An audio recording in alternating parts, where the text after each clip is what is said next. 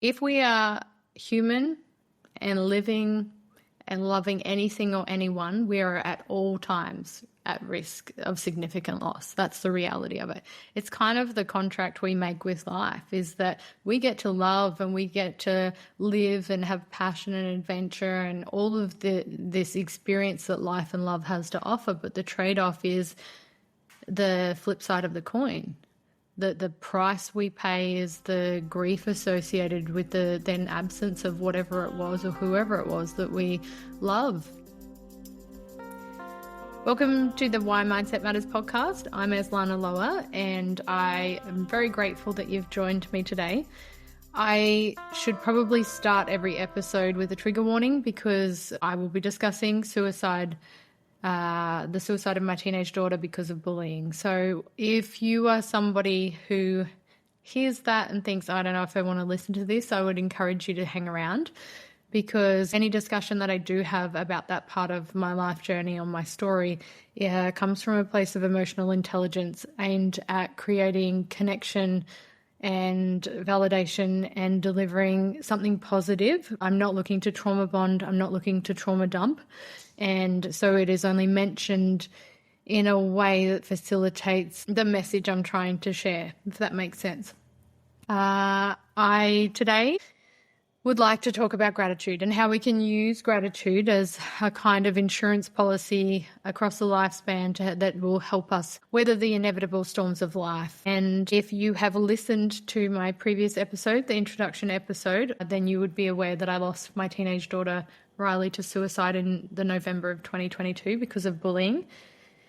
She didn't just take her life, she did it in a really traumatic and horrific way by jumping off my balcony 33 stories in the air with her sisters and I home, and I had to go down and find her. And then the girls heard me screaming from 33 stories up, and so they came down and they saw her. I mention this because it gives weight to what I'm about to talk about with regards to gratitude. But very early on, when I would discuss what had happened with anyone, including as early as planning the celebration of life, I found myself talking about the things that I was grateful for. I'm so grateful she looked peaceful laying there face down with her hands up around her head. I'm so grateful to have been her mum. I'm so grateful the last interaction I had with her came from a place of just love and expressing how much I loved her. And as our journey began unfolding or unraveling, if you like, anyone that would hear the story of what we had been through or what we were going through would pretty much just on repeat the same narrative, say almost to the T.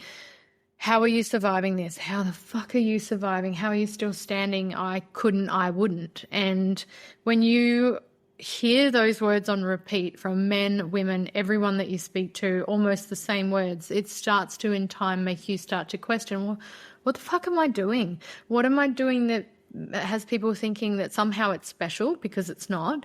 But what am I doing that it has people convinced that they wouldn't be capable if they found themselves in a similar situation, that they wouldn't be capable of doing that? And it was around, I think, the 1 year anniversary, I went to a place of victim mentality. After a childhood of abuse and neglect and ongoing sexual abuse at the hands of different people throughout my life, I had prided myself on never seeing myself as a victim.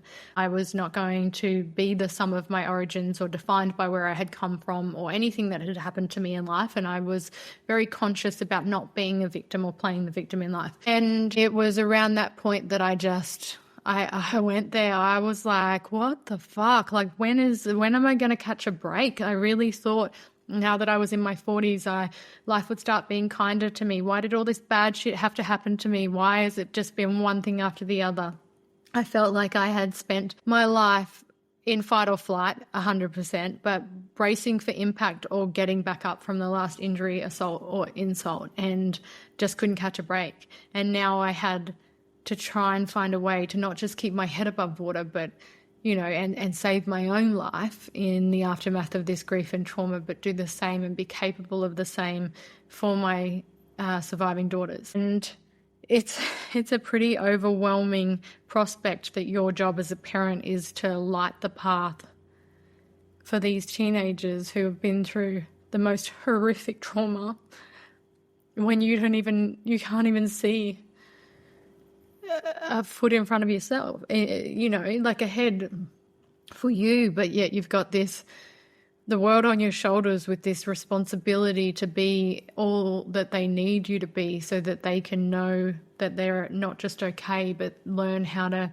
thrive, not just survive, and have an incredible life. And you want all of this for your children, but when you're not even sure how you can give that to yourself, it's this heaviness and this burden that took me to a dark place of like, why me?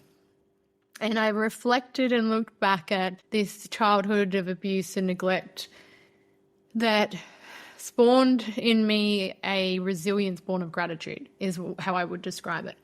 When we were younger and we lived in housing commission, and my dad had a gambling problem, and we often had very little food. And if we did, it was not of any quality. So when I was younger, if you just fed me, I was so grateful.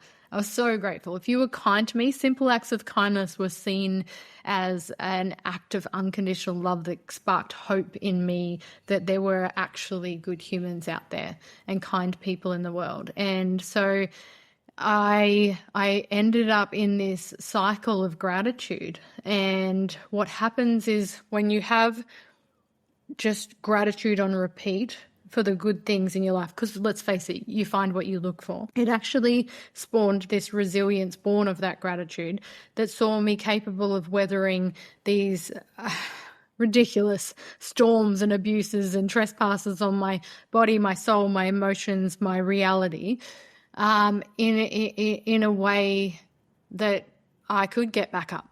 I could keep going, And I'm not saying that kind of resilience necessitates trauma in order to reach that place. I'm saying that in reflecting on my why me, poor me moment, I looked back at all of this stuff that had happened in my life and the good that had come of it. And that was my resilience.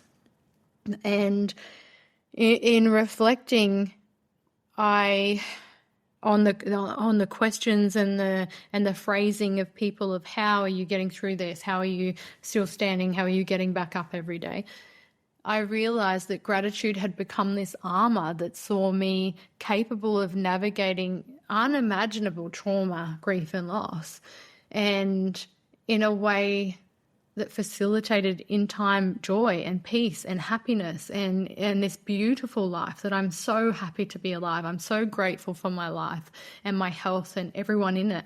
And it's interesting because it got me thinking that we don't have to have the trauma that I had in order to have the resilience that I have. We don't have to wait until life comes for us and brings us to our knees in order to scramble in an attempt to go, okay, like how do I be grateful, or how do I have the resilience I need? It's more a matter of, if we are human and living and loving anything or anyone, we are at all times at risk of significant loss. That's the reality of it. It's kind of the contract we make with life, is that we get to love and we get to live and have passion and adventure and all of this experience that life and love has to offer. But the trade-off is the flip side of the coin. The price we pay is the grief associated with the then absence of whatever it was or whoever it was that we loved and continue to love and enjoy in our life and sharing our life with. And you can't love someone so much that you would lay your life down for them, but then walk into a future tainted by their absence unscathed. It's the gravity of the love experienced is completely relative and relatable to the sense of loss that we experience when in their absence. And it can be quite a beautiful thing to acknowledge, because in reality, when I look back, after everything that I've been through and everything that I carry with me into each new day, if I could go back and not have this pain, but it would mean not be her mum. There's no version of my life that I would choose where I missed out on the opportunity to love and be loved by her.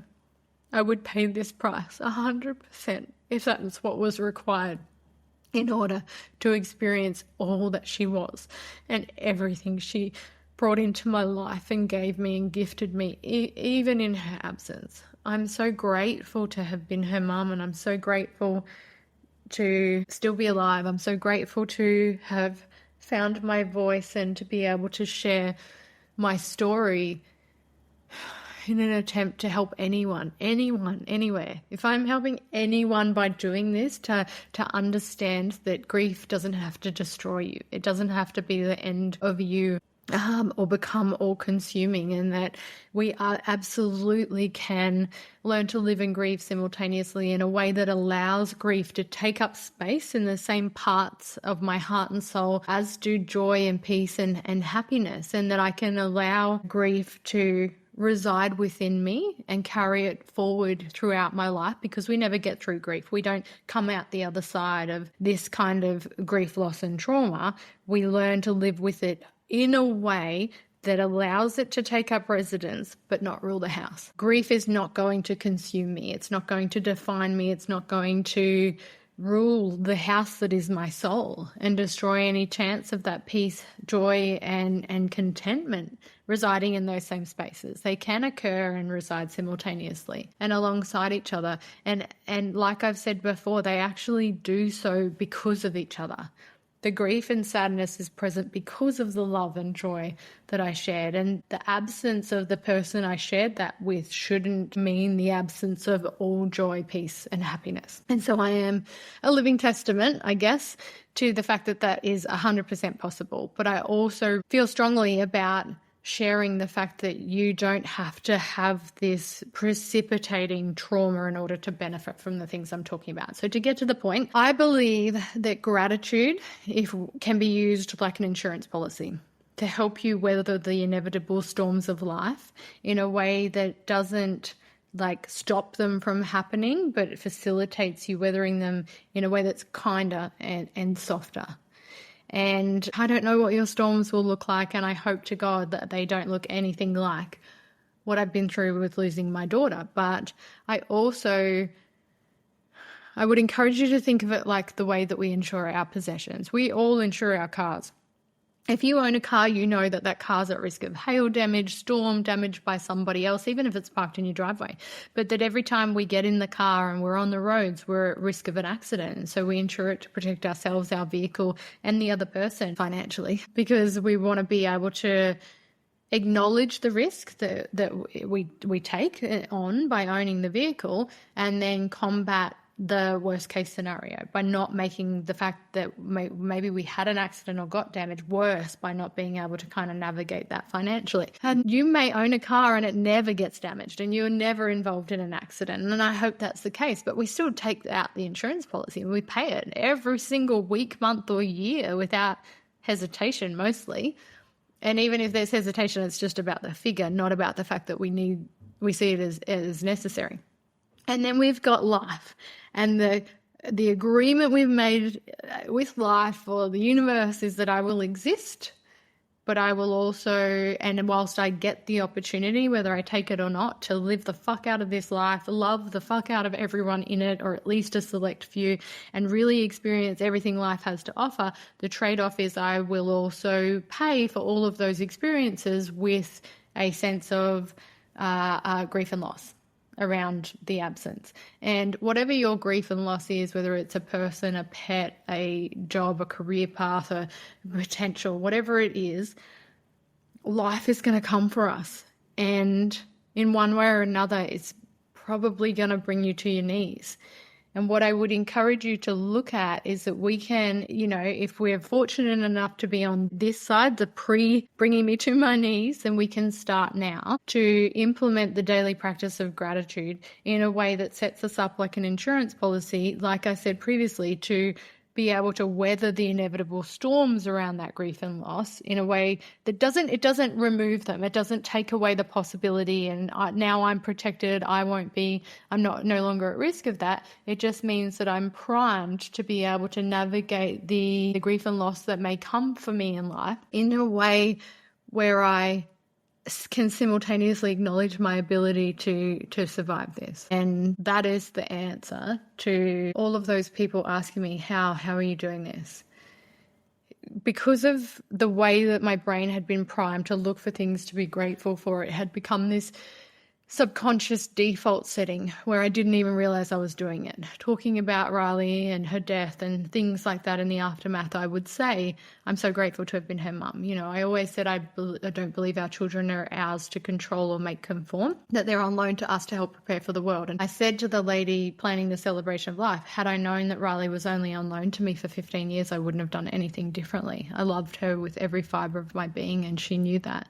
And I'm so grateful for that.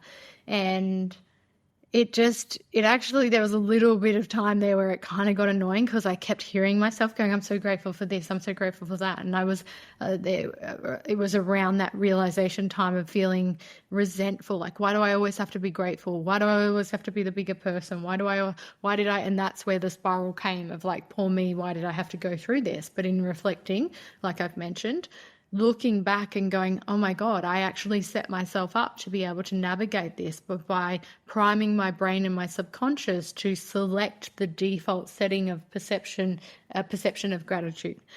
Because I want to give weight to the fact that you're not responsible for every thought that pops into your mind, but you are responsible for what you do with them.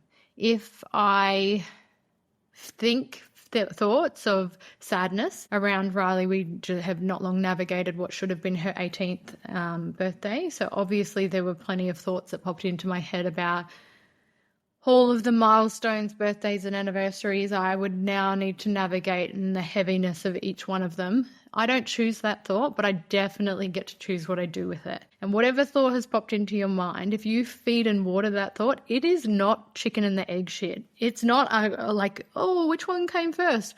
The uninvited thought came, and then you did something with it. So if I feed and water thoughts of sadness, if I play sad songs on repeat, my brain is going to release hormones that facilitate me feeling the way I'm thinking. And if I want to flip it on its head, all I actually have to do is think about things I'm grateful for. Yes, I will, 100%. It's a fact. I will have to navigate until I die, milestones, birthdays and anniversaries without my daughter. And that is terribly sad. And I'm not talking about flip it on its head to be gratitude by way of denying grief or invalidating it, because I feel strongly about the fact that it's really important that we acknowledge our emotions, allow them to be, but then it becomes a choice whether or not we stay in that place. And that's the difference between being a victim or not. And so if I want to flip it on its head, I can think of start thinking about the things I'm grateful for. And you know what? You find what you look for. That's why if you decide to buy a Mercedes, you see them everywhere. And if you focus on negative and start thinking about the ways that this day is going to be a shitty day, the universe will show up for you and show you all the ways you can have a shitty day. So if I wanted to flip it on its head, I start thinking about the things I'm grateful for. I'm so grateful to have been her mum. I'm so grateful for all the lessons that she came here to teach me. And I'm so grateful. And it just starts. It's this, you can't find the end of that string. When you start really genuinely stepping into gratitude, I'm so grateful to be alive. I'm so grateful for where I live. I live surrounded by bush in Tallabudra, listening to birds or the rain on a tin roof. But I'm 5 minutes from my gym and Burleigh Beach, one of the most beautiful beaches in Australia and probably the world. Let's be real. How incredible. On this big property, we're surrounded by animals and just have all these incredible people in my life that I'm so grateful for. So the point I'm trying to make is that the string of gratitude doesn't end. If you're willing and courageous enough to grab it and just follow that little thread, it will take you down a garden path that facilitates your brain releasing hormones that help you feel the feelings of gratitude. And that's serotonin. You can't feel shitty and grateful, not truly grateful, You can't be truly consciously in gratitude and feel shitty at the same time. They don't occur simultaneously. You have to choose. And if your set default is set subconsciously to choose shitty, it's going to take the courage to actually acknowledge that that's a default setting, sure, but it's still a choice. I might be making that choice subconsciously, but I'm still making it. And I get to choose. I can change my mind, and I can change it long term, and I can change it in a way where the default isn't shitty anymore. It's my default setting is to be grateful, because I challenge you to prove me wrong, that there's any situation where you can't find something to be grateful for.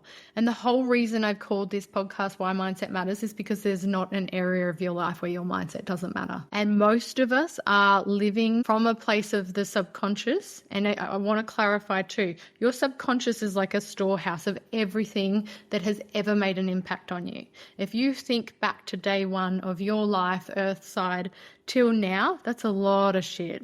It's a lot of shitty people. It's a lot of shitty conditioning. And even if you were fortunate enough to be raised in a healthy environment with loving parents, you still went to school. You still had peers. You still had jobs. You've still entered rooms in your life where the vibe was off and the people were shitty, and challenge you to find somebody who is, the work is done. The work goes on forever. We're always working on ourselves. So even if you have emotional intelligence and an awareness, the more emotional intelligence and awareness that you have, the more you're probably sitting there nodding and agreeing, yeah, she's right. Like, our subconscious is this storehouse of everything that's ever made an impact on me. And that's where I make most of my decisions in life, and where the lens of my perception and how I choose to view things is set to autopilot. And so I'm interacting with my life and everyone in it and the things that happen in and around my life from a place that might be outdated. Maybe it doesn't serve me anymore. If my subconscious is a storehouse of all that stuff, it probably needs a good bond clean. It's probably like an episode of Hoarders where there's shit from wall to wall and all up to the roof that just doesn't even belong there anymore, because you're not the version of you that you were when your subconscious decided to store that for you. And so if we understand that the lens through which we view our life perhaps is set on a default setting decided by our subconscious in an attempt to protect us or help us navigate life, but that who we are today and how we want our life to look tomorrow may not be served by that autopilot. The good news is there's something you can do about it, but it takes courage. It takes the courage to acknowledge what I'm saying and the awareness that I'm going to have to be the one to consciously change this, because if my default setting is to go to a negative place, then I'm going to have to be aware when I go to that negative place and change the narrative I didn't know I was living from. The good news is that we can become more consciously aware of our tendencies to perceive things a certain way. I would encourage you to view perception in this way. If we were all in a room in a circle looking at a child sitting cross-legged on the floor, we're all looking at the same child, but what you see is determined by where in the circle you've positioned yourself. You might argue with me that you see the child's face and that therefore I should. But if I'm positioned in a different part of the circle, I might see the back of their head. So you can see how differing perceptions of the same thing but viewing it differently can create conflict or, resentment or disconnect in life. But the reality is, if I want to see what you're seeing or the way you're seeing it, I have to have the courage to get uncomfortable and up out of my seat in life and reposition myself in a way that facilitates me viewing things differently. And if I can do that, be courageous and uncomfortable, I reap the rewards of realizing that I can choose any position. I don't have to sit in the same seat that I've sat my whole life and view things the way that I didn't even realize I was viewing them, that I have the conscious capacity to choose my perception.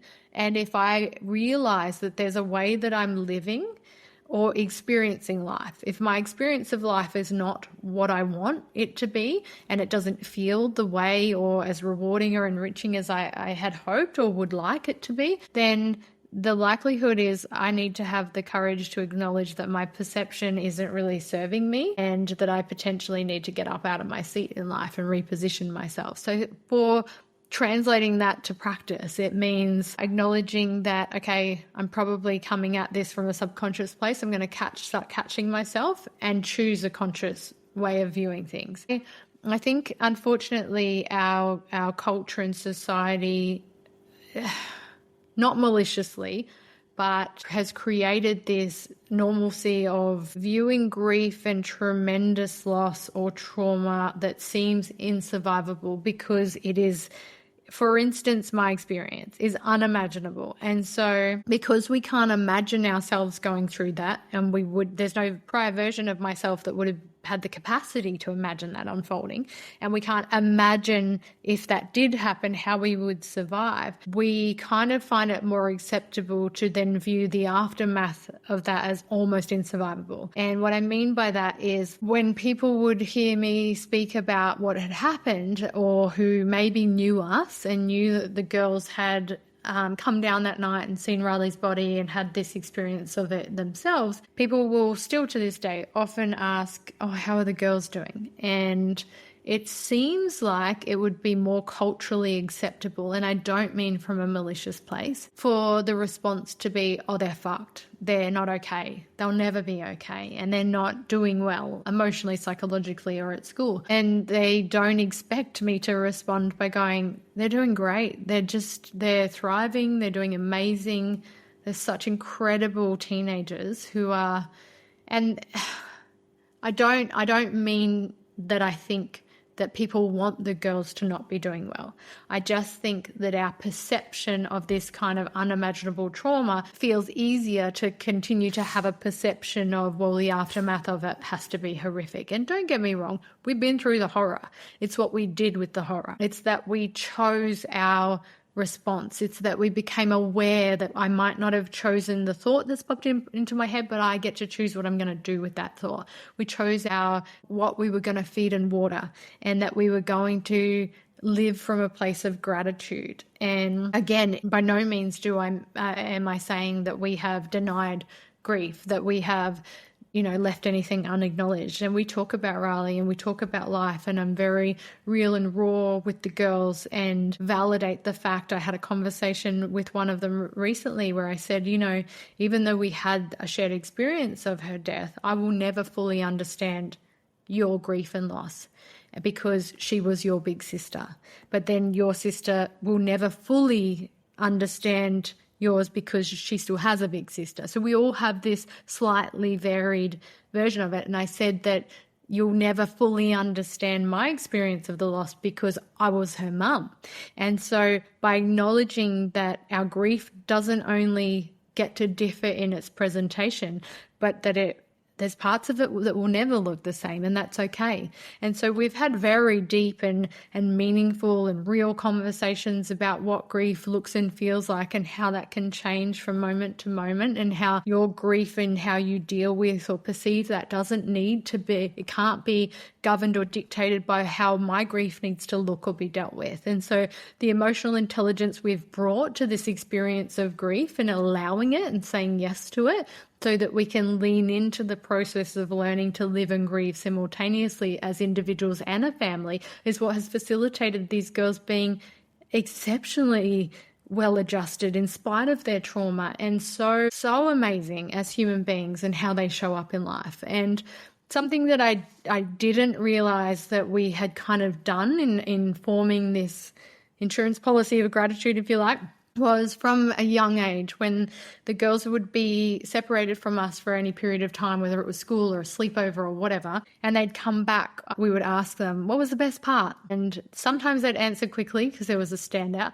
Other times their brain would go on a fact-finding mission to collate all the data of all the good things that had happened and the fun things, and then pick the winner. And so what we do when we do that is we prime our brain to do that, to collect evidence of how amazing all these things are in our life. And so that was the first step in priming it. But then I would ask them, so we'd celebrate the win of whatever the best was. And then I would ask them what was the worst part. And sometimes, and most of the time now, they'll be like, there wasn't a worst part. everything was amazing, which is great. But I think it primes us for a better life experience or experience of our life when we go looking for things to be grateful for. Because when you've just asked, especially a child's mind, to go about finding evidence of all the good stuff, and they've collected it, and then you're like, what was terrible? They're like, what are you talking about? Look at all this good shit in my life. And it's very much a matter of, I've got all this good. Am I really going to get down in the dumps over something trivial? So it's kind of like that. Or the flip side would be they might say something pretty quick. Yes, this was the worst part. And if the worst part was recently, the tuck shop by the time they got to the front of the line, the tuck shop had run out of their flavoured drink that they wanted. And it gives us an opportunity to go, that's a pretty good day. If the worst part is you didn't get a watermelon flavoured drink, and they'll laugh and be like, I know, right? How good is my life? And if there is a worse thing, and let's say they say such and such was unkind, it gives me an opportunity to delve a bit deeper and explore, did anything you do contribute to that situation? And if they're 100% no, then it helps me explain to their young minds that it reinforces that somebody else's behavior is very rarely about us. And so you see them lighten. They're like, oh, this thing, like they were being nasty and I don't know why. And then you help them understand this isn't about you, Dylan. There could be so many things that contributed to that behavior that it's not really worth putting energy into trying to nut out. If it's bothering you, you have the option to take it up with the person, but I wouldn't go down this like trying to unpack something that's happening in somebody else's life. You're never going to get the answer. You either go, this isn't about me, and let it go, or if it is bothering you, you address it. And so the way that we approached absence from each other, coming back together, looking for gratitude and the lessons and the gifts in life, was something we hadn't even realized was this habit that even in the aftermath of Riley, and it was quite a while before the girls felt comfortable being away from us. But when they did go for a sleepover, the first time one of them was invited, I said to the parent, they come as a package deal. Like they're not ready to be away from each other. And so they started doing these things together and having fun and having adventures and having that distance from us. And it blossomed into their capacity to then separate from each other. And it was a really healthy way of doing it. But we found, whether it was going to school or venturing away from us, we'd go, what was the best part? And it was such a beautiful like a default setting to deal with absence that helped just reinforce the beauty of gratitude, the power of gratitude, and how valuable it is in acknowledging that we have the capacity to choose. We get to choose where we put our focus and what we focus on and how much energy we give that. And when energy is a limited resource because you're dealing with so much, I would encourage you to be very careful where you put your energy, and that you're not moving forward from this day giving a whole lot of it away in a subconscious, unaccountable way. Protect your energy like it's your life resource, because let's be real, it is. And so I would encourage you to acknowledge the power of gratitude and start practicing it. I would encourage you to acknowledge that your perception is a choice, and it's how you perceive your life that lends itself to your experience of that life, because the lens through which we look at life determines so much of then what happens, how we experience it. It's all a choice. It's a choice. Start making some choices that are more of a conscious investment in your present and your future, because being aware of this, every time you catch yourself and look for things to be grateful for, every time you catch yourself responding in a way that doesn't lend itself to a positive vibe in your life or a positive experience of life, take accountability for, I'm the creator of my life. I'm creating the next part of what I'm going to experience based on how I deal with what I'm currently experiencing. And so it's a lot, but I assume that you're here because you're up to the challenge, because let's be real, I named this Why Mindset Matters.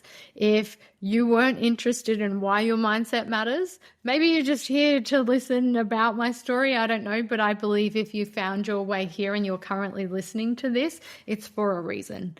And I'm here to tell you that your life can be everything that you desire in spite of the challenges that will present themselves. And that's a pretty exciting way to view life if you really think about it, because if I can set myself up with the armor that means that I can go to war when I need to, go into battle and come out the other side better for it, because I saw everything as a lesson or a gift, and I said yes to life, and I said yes to grief, and I said yes to everything that was on offer so that I could figure out how I wanted my life to look and take accountability for defining the edges of it. Then it's pretty exciting. And that's what I've done.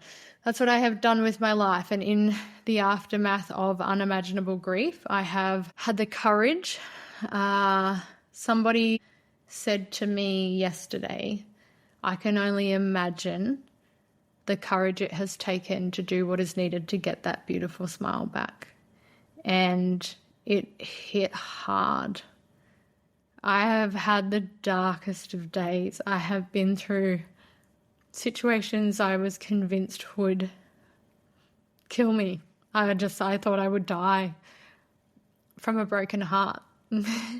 And I thought that I would never work again. I didn't know how I would ever function properly. I felt like I was on another planet and no longer spoke the native tongue and didn't belong here, and I would never belong here.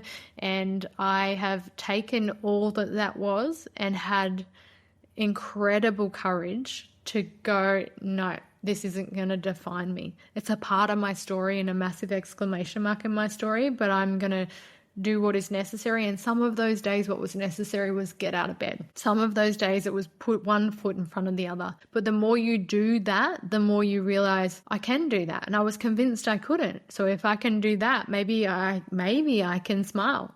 Maybe I am allowed to laugh or find joy in things. Maybe I can do bigger and more and better than I imagined. And I'm here to share with you that is 100% possible. And right now I would describe my life as the happiest I've ever been. And on paper that doesn't make sense to a lot of people because of the trauma and because of the way Riley's death unfolded and she left this life. But I would encourage you to view happiness as...